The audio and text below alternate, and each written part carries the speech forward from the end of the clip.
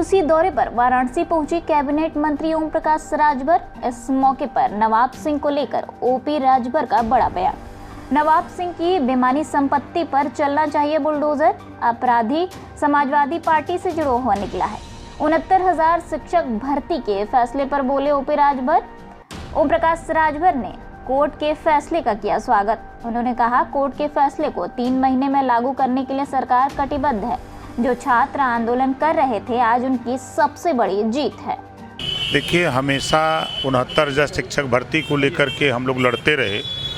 माननीय मुख्यमंत्री जी ने भी इस बात से स्वीकार किया कि नहीं, अधिकारियों के द्वारा कुछ गलती हुई है। सुप्रीम कोर्ट ने जो फैसला दिया है उस फैसले का हम लोग स्वागत करते हैं। हमेशा भारतीय जनता पार्टी एनडीए गठबंधन पिछड़े दलित अल्पसंख्यक के हित की लड़ाई लड़ती रही है। जो फैसला आया है उस फैसले का हम लोग स्वागत करते हैं। उस फैसले के हिसाब से जो आदेश है हाई कोर्ट का, उस आदेश का पालन होगा। लेकिन अखिलेश यादव इसको लेके योगी सरकार पर निशाना भी साध रहे हैं। देखिए, सामाजिक न्याय समिति की बात कभी समाजवादी पार्टी, कांग्रेस पार्टी और बसपा नहीं कर रही है।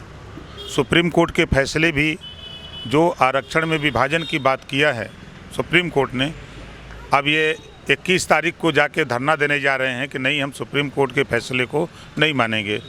सुप्रीम कोर्ट तो यही कह रही है ना कि जो आप लोग अति पिछड़े अति दलित का हिस्सा लूट रहे हो, गरीबों का हिस्सा लूट रहे हो, उनको हिस्सा बांट के दो।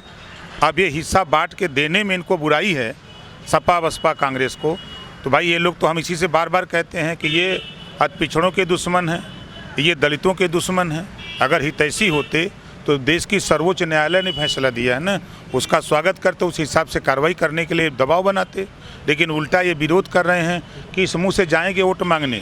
नाई गोंडपाल प्रजापति बिंद केवट अमला राजभर चौहान आरा करके बंसी बंजारा बहेलिया जोल्हा दुनिया अंसारी के कहने के मुँह से जाएंगे वोट मांगने। वतन में आई सुप्रीम कोर्ट के फैसले को लेकर हम लोग पूरे प्रदेश व्यापी हम लोग आंदोलन करेंगे कि आरक्षण में बंटवारा हो, पिछड़ों का जिसका जितना हिस्सा उतना मिले।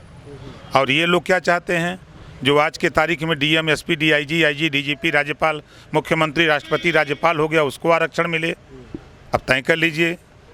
और समाजवादी पार्टी के नेताओं से और कांग्रेस बसपा से कहूँगा कि आप मजबूत को मजबूत करना चाहते हो कि कमज़ोर को ऊपर उठाना चाहते हो, तय कर लो दोनों लोग, तीनों लोग मिलके। अखिलेश यादव कह रहे हैं कि जब भी कभी उपचुनाव होगा वो सभी सीटों पर सपा ले जाएगी। अब देखिए, एक कहावत होती है हम लोगों के बनारस में कि अंधेरे के आगे नहीं, अंधेरे के हाथे बटे लग गई। वही हाल है।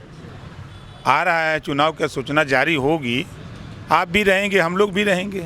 आप देखिएगा, जनता मालिक है। वही लोग कहते हैं, हम नहीं कहते।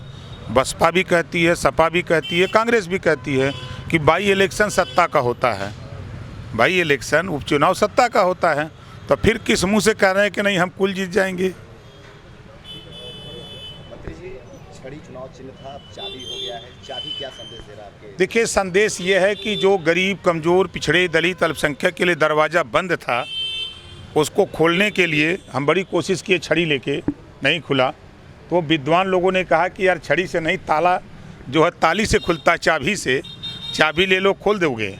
तो चाबी लेकर के उन गरीबों के विकास के लिए जो योजनाएं, जैसे सपा बसपा कांग्रेस के लोग विरोध कर रहे हैं, तो ये ताला बंद किए हुए हैं, तो उस ताले को खोलने के लिए चाबी की ज़रूरत है। इस नाते हमने चाबी चुनाव चिन्ह तय किया है।